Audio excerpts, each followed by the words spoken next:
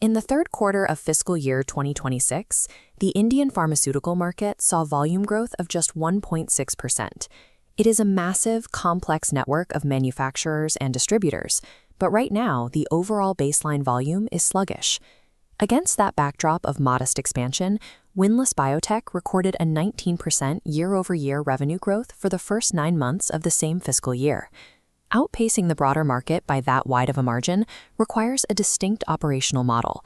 A company has to deliberately isolate itself from the gravity of a slow-moving industry.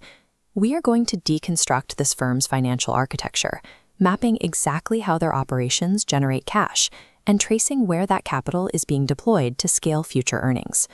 What looks like an anomaly on the surface is actually the mathematical result of an optimized, high-margin system designed to capture maximum value at every step of the supply chain. Windlas operates across 3 distinct revenue streams. Generic formulations under their CDMO arm account for 75% of their revenue. Trade generics bring in 21%, and exports make up the final 4%. CDMO stands for Contract Development and Manufacturing Organization. Normally, contract manufacturing is a pure volume game. Companies build facilities, clients bring them formulas, and the manufacturer produces the pills on razor-thin margins. Windlas structures this entirely differently. Across their core operations, the company retains the intellectual property rights on 99% of the products they manufacture. They deploy this model across a massive network of 757 distinct customers, which includes 7 of the top 10 pharmaceutical companies in India.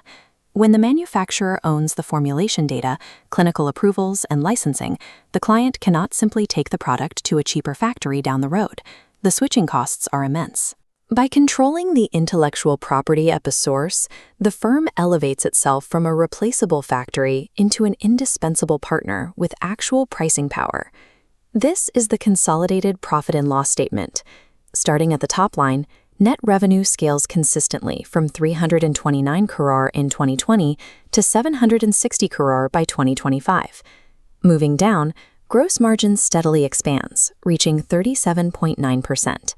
That margin expansion is the direct result of a calculated shift in their product portfolio, moving away from simple acute treatments and heavily into complex generics. Specifically, chronic therapies like anti-diabetic, cardiovascular, and neuropsychiatric medications now account for 57 to 60% of their total offerings. Because they own the IP on these complex generics, more gross profit survives the income statement.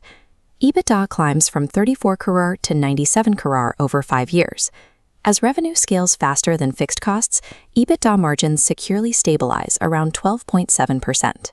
Pushing the product mix toward difficult-to-manufacture, chronic therapies forces higher margins at the unit level, which then locks in operating leverage for the entire firm. Operational efficiency is only half the equation. Institutional investors measure success by what ultimately flows down to the equity holders. Tracking profit after tax, net income nearly quadruples, growing from 16 crore in 2020 to 63 crore by 2025.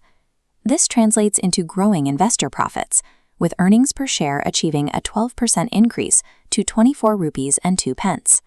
Earnings per share acts as the core denominator for standard market valuation models, like the price-to-earnings ratio. When EPS expands consistently, the mathematical baseline for the company's valuation rises with it. A predictable, expanding bottom line gives public markets the mathematical confidence to assign a higher valuation, directly rewarding the initial decision to retain intellectual property. Rapid expansion often requires aggressive borrowing. We need to examine the balance sheet to understand the exact risk profile behind this growth. The income statement shows finance costs at just 4 crore. Against a 760 crore revenue base, this indicates a near-zero debt burden. Dropping to cash flow, net cash from operating activities hit 68 crore in 2025. The business pulls in actual cash. Historically, contract manufacturing carries a structural risk. If a single massive client leaves, revenues collapse. Windlas systematically diluted that exact vulnerability. In 2020, their top customer accounted for nearly 57% of revenues. By 2024, they had engineered that dependency down to 35.5% by rapidly expanding their client roster. Generating strong, unlevered cash flow while simultaneously shrinking client concentration risk creates a defensive buffer against sudden macroeconomic shocks. A company with high liquidity and low debt faces a critical choice regarding capital allocation. Where they deploy their cash determines whether the business stagnates or scales. Instead of simply hoarding their cash reserves, Windlas's operating cash flow is poured straight into an aggressive physical expansion. In just the first half of fiscal 2025, they deployed 48 crore in capital expenditure, specifically designed to push out the boundaries of their manufacturing limits. A primary target of this spend is the commissioning of Plant 5, a specialized injectables facility engineered to produce complex ampules and lyophilized vials. This adds highly specific capabilities. Plant 5 carries international regulatory approvals that allow windlas to export directly into regulated overseas markets, opening a revenue stream that began generating returns in the third quarter of fiscal 2025. Concurrently, they are executing a major retrofit on Plant 6, expanding their traditional oral solids capacity with next-generation compliance and tracing technologies. These factory upgrades are highly specialized engines, built specifically to capture and scale high-margin market share internationally. Building heavy infrastructure creates an interesting accounting dynamic known as capital work in progress, or CWIP, which temporarily acts as a drag on return metrics. When millions are spent on a factory that isn't finished yet, that cash inflates the capital employed denominator on the balance sheet. Because the factory isn't selling products yet, it generates zero revenue for the numerator, mathematically suppressing current return on capital employed. But as Plant 5 and Plant 6 achieve mechanical completion, that equation flips.